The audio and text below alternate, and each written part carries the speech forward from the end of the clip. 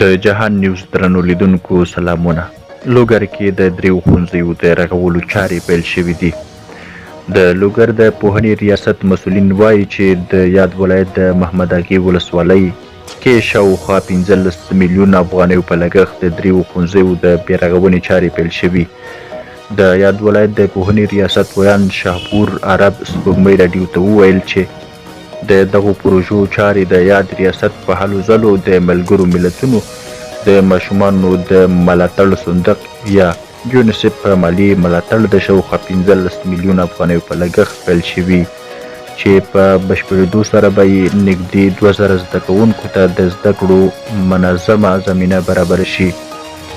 د نوموړي په وینا په یادو پروژو کې د احاطې دیوالونه، د ژورو څاګانو کیندل، په لمریزې برېښنا سمبال، د څښاک اوبو شبکې، د عصري او ساده تشنابونو، کانکریټي کثافاتدانۍ او نورو اړینو ملحقاتو جوړول شامل دي. درنو لیدونکو له ملتیا مو مننه. که زموږ چینل مو نه وي سبسکرایب کړی، هیله ده چینل هم در سره سبسکرایب کړئ.